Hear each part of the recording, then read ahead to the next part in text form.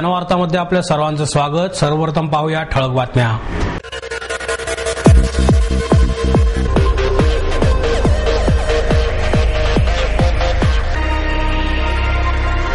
उपमुख्यमंत्री अजित पवार करत असलेले राजकारणाचे गुन्हेगारीकरणच काँग्रेस आणि राष्ट्रवादीच्या मुळाशी येईल। विधान परिषदेतील विरोधी पक्षनेते विनोद तावडे यांची टीका। कृत्रिम पाणी टंचाई निर्माण करून शहरात केलेल्या पाणी कपातीच्या निषेधार्थ महाराष्ट्र नवनिर्माण सेनेच्या वतीने महापालिकेत तीव्र आंदोलन।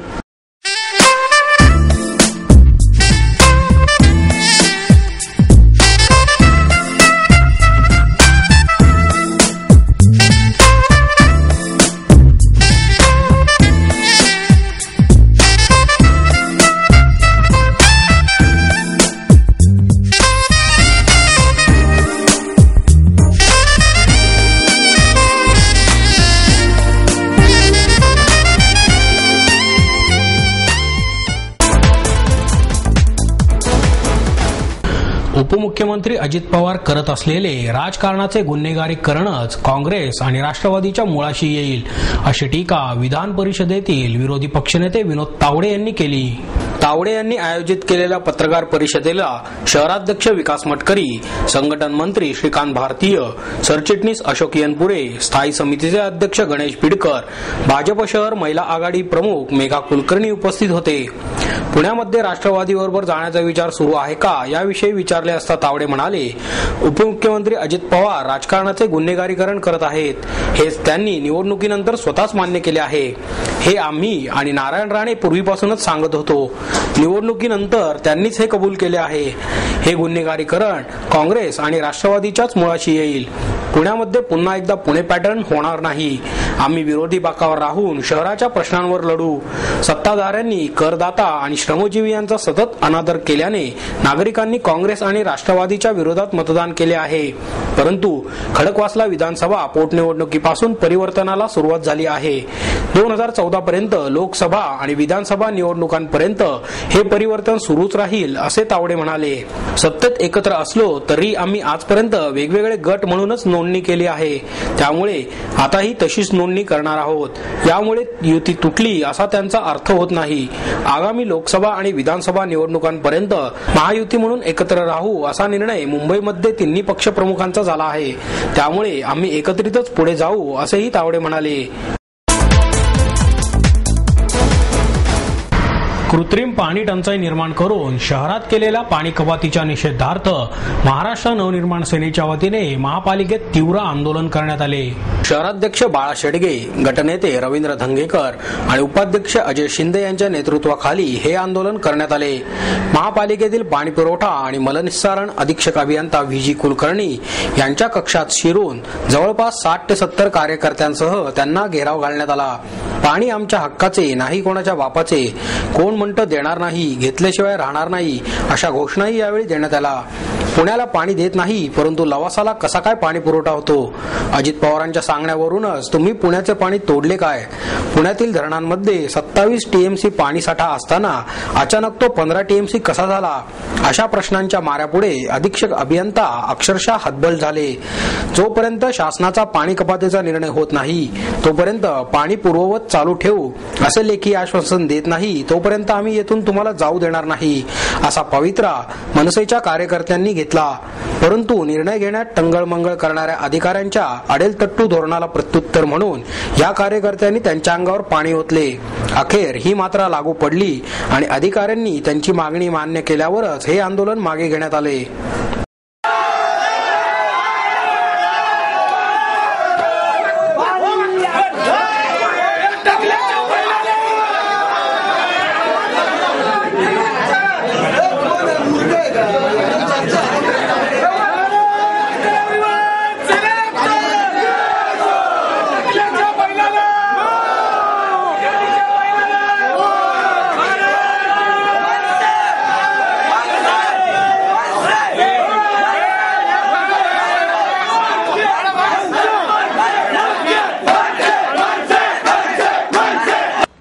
आता पुणे शहरामध्ये पाणी कपात होऊ नये असं महाराष्ट्र नवनिर्माण सेनेचं म्हणणं आहे। पुणे शहराच्या वरती 4 धरणं आहेत आणि त्या 4 धरणांमध्ये 31 ऑक्टोबरला 27 TMC पाणी होते आणि आज त्यांनी एकदम डिक्लेअर केलं की फक्त 11 TMC पाणी शिल्लक राहिलेलं आहे। याचा अर्थ 16 TMC पाणी गेलं कुठे आणि ते या गेल्या 4 महिन्यांमध्येच एकदम एवढं मोठं पाणी वापरून जर त्याचं नियोजन पुणे महानगरपालिका किंवा जलसंपदा विभागातनं जर होत नसेल तर त्याच्या विरोधातलं हे आंदोलन आहे। पुणे शहरातल्या पुणेकरांना पुरेसं पाणी द्यावं ही महाराष्ट्र नवनिर्माण सेनेची मागणी आहे आणि त्याच्यासाठी म्हणून आज आम्ही पुणे विभागाचे महानगरपालिकेच्या पाणी पुरवठ्याच्या अधिकाऱ्यांना घेराव घातला आणि त्यांच्याकडे ही मागणी केली की आमचं पाणी पूर्ववत चालू ठेवा।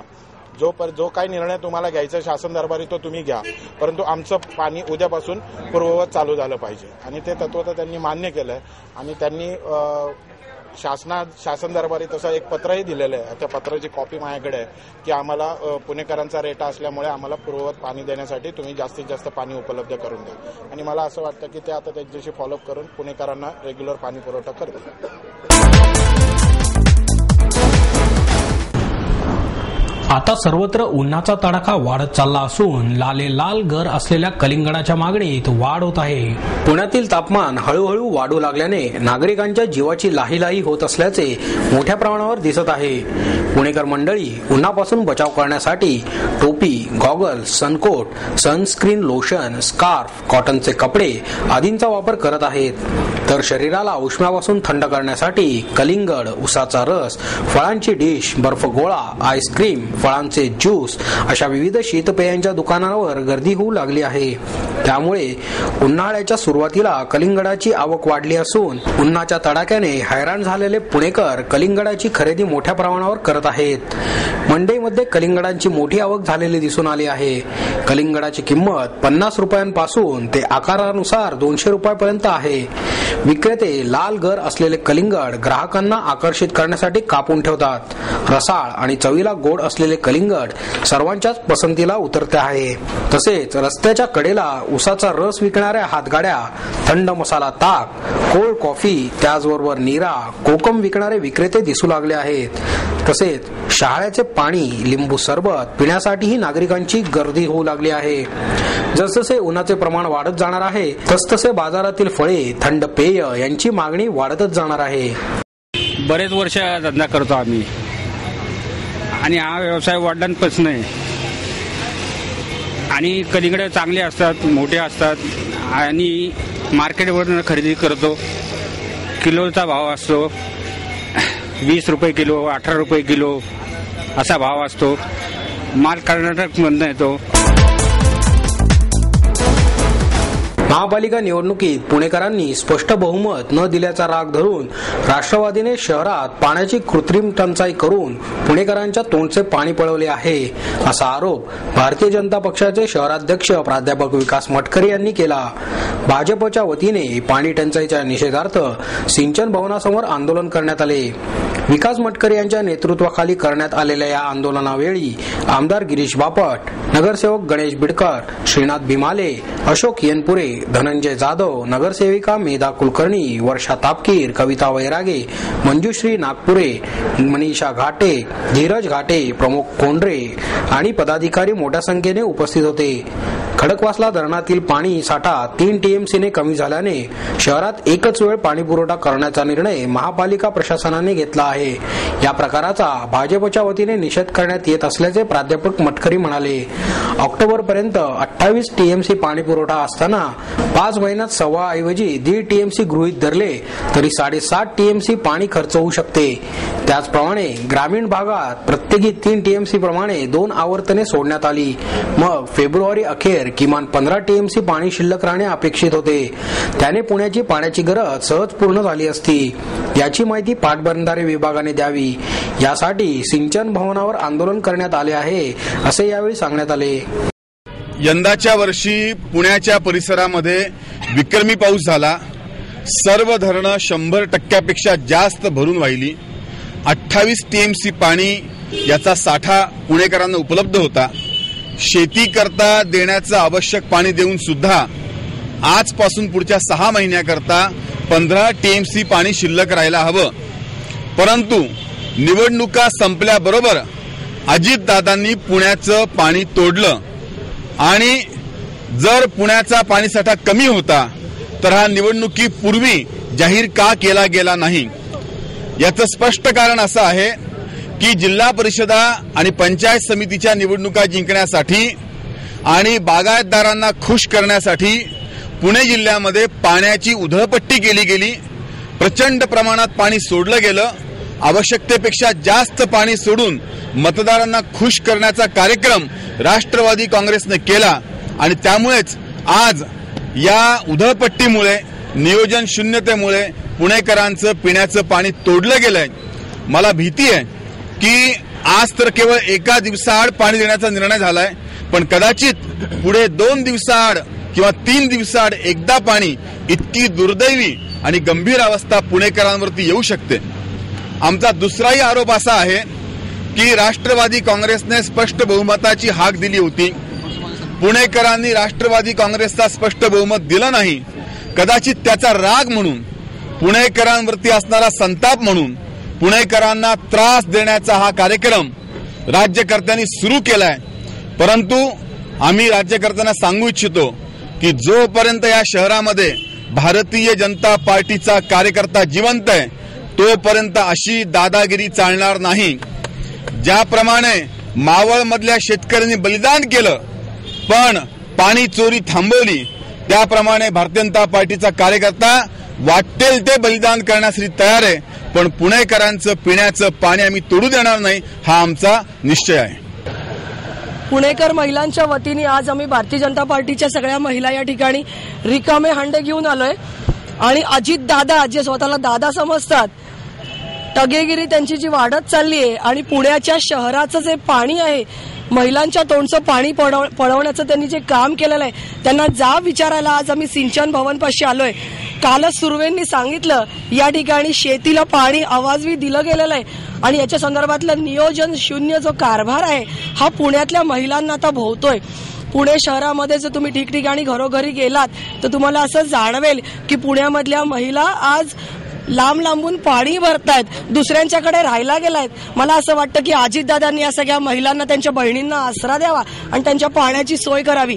अजितदादांच्याकडे आम्ही आग्रहाची मागणी करतो की त्यांना पुण्याच्या महिलांसाठी पालकत्व स्वीकारता येत नसेल तर त्यांनी ताबडतोब पालकमंत्री पदाचा राजीनामा द्यावा, असं आम्ही पुणेकर महिलांच्या वतीने आज या ठिकाणी त्यांना आग्रहपूर्वक सांगतोय. संगीत आणि नृत्य क्षेत्रातील नवोदितांना हक्काचं व्यासपीठ मिळवून देणारा शनिवारवाडा नृत्य महोत्सव 16 मार्चला होणार आहे. यंदाचा महोत्सव भारतरत्न पंडित भीमसेन जोशी यांच्या स्मृतीस अर्पण करण्यात आला आहे. महोत्सवाचे हे 11वे वर्ष असून ज्येष्ठ नृत्य कलाकार उस्ताद देबू यांचा रिदम डिवाइन हे कथ्थक नृत्य आणि ज्येष्ठ नृत्यगुरू शमा भाटे दिग्दर्शित निराकार साकार हा कार्यक्रम यंदाच्या महोत्सवाचे प्रमुख आकर्षण आहे, अशी माहिती महोत्सवाच्या संचालिका सबीना संघवी यांनी पत्रकार परिषदेत दिली. प्रसिद्ध अभिनेते जॅकी श्रॉफ, संयोजन समिती सदस्य वर्षा चोरडिया, वरुल मेहता, मनीषा साठे, नीलम शेवळेकर यावेळी उपस्थित होते. महोत्सवाच्या उद्घाटनानंतर भजन, ठुमरी, बंदिश, तराणा यांचा समावेश असणारा निराकार साकार हा कार्यक्रम होणार आहे. भारतरत्न पंडित भीमसेन जोशी यांच्या बंदिशीवर आधारित नादरूप हा कार्यक्रम कलाकार सादर करतील. महोत्सवासाठी 100 आणि 200 रुपये प्रवेश शुल्क आकारण्यात येणार आहे. रविवार दिनांक 5 मार्च पासून बालगंधर्व रंगमंदिर, यशवंतराव चव्हाण नाट्यगृह, PYC डेक्कन जिमखाना, पुना क्लब येथे तिकीट उपलब्ध होणार आहेत, असेही यावेळी सांगण्यात आले. अंधश्रद्धा निर्मूलन समितीकडून होणारा संस्कारांवरील घाला थांबवण्यासाठी अखिल भारतीय ब्राह्मण महासभेच्या वतीने जिल्हाधिकारी कार्यालयासमोर निदर्शने करण्यात आली.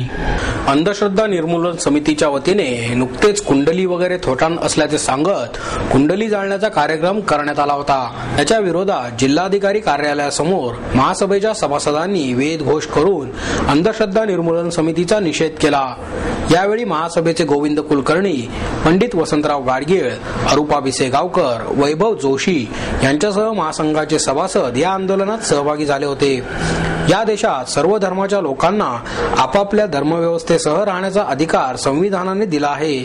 असे असताना सनातन धर्म खिळखिळीत करणे आणि त्यातील सर्व व्यवस्था थोटांड आहे असं म्हणणे म्हणजे धर्मांतराला अप्रत्यक्ष मदत करण्यासारखे आहे. अशी कृत्य करणारे अनेक संस्था आहेत. त्यात प्रामुख्याने अंधश्रद्धा निर्मूलन समितीचा समावेश असल्याचे पंडित वसंतराव गाडगीळ यांनी प्रसिद्धी माध्यमांशी बोलताना सांगितले. महाराष्ट्रात सनातन धर्म व्यवस्था नष्ट करण्याचा प्रयत्न करणाऱ्या अनेक सामाजिक संस्था आहेत. त्यांना ख्रिश्चन मिशनरीज कडून मोठा निधी मिळतो असा आरोप करून अशा संस्थांसह महाराष्ट्र अंधश्रद्धा निर्मूलन समितीची सीबीआय चौकशी व्हावी अशी मागणी यावेळी महासंघाच्या वतीने करण्यात आली.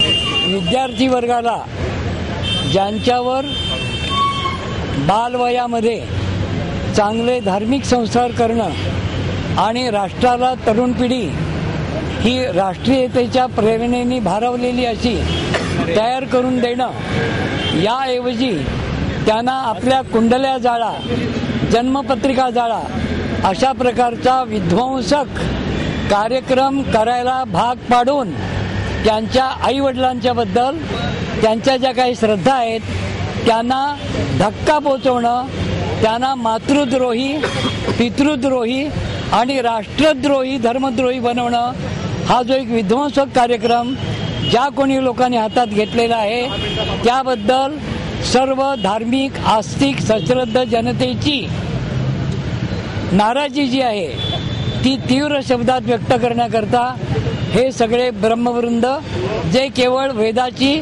धर्माची, राष्ट्रधर्माची उपासना करतात, राष्ट्रहितापलीकडं विश्वकल्याणाशिवाय ज्यांच्या मनात इतर कोणताही हेतू नाही, कोणत्याही प्रकारचा जातीचा, वर्णाचा, भाषेचा, देशाचा भेद जे मानत नाहीत, जे अद्वैत तत्वज्ञान मानतात, परमात्मा हाच आपल्या मानवाच्या दृष्टीने एकत्र सर्वत्र भरून राहिलेला आहे, त्या सगळ्या मानवाचं कल्याण, सर्वेत्र सुखिनः सन्तु सर्वे सन्तु निरामयाः सर्वे भद्राणि पश्यन्तु मा कश्चित् दुःखभाग भवेत्.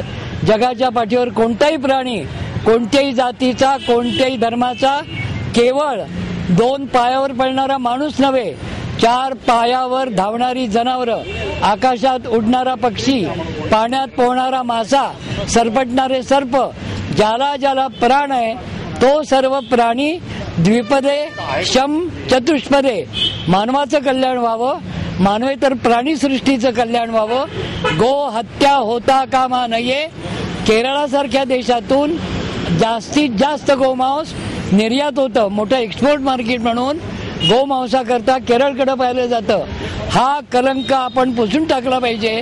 खऱ्या राष्ट्रधर्माचं रक्षण केलं पाहिजे आणि राष्ट्रीयता जोपासली पाहिजे. याकरता ब्रह्मवृंद आपलं ब्राह्मतेज या ठिकाणी प्रकट करण्याकरता जिल्हाधिकाऱ्यांच्या कार्यालयासमोर या ठिकाणी येऊन बसलेलं आहे. नाव सांगा. पंडित वसंत अनंत गाडगीळ, भारत विश्वज्ञान पीठम आणि विश्वशांती केंद्र यांचा कुलाचार्य.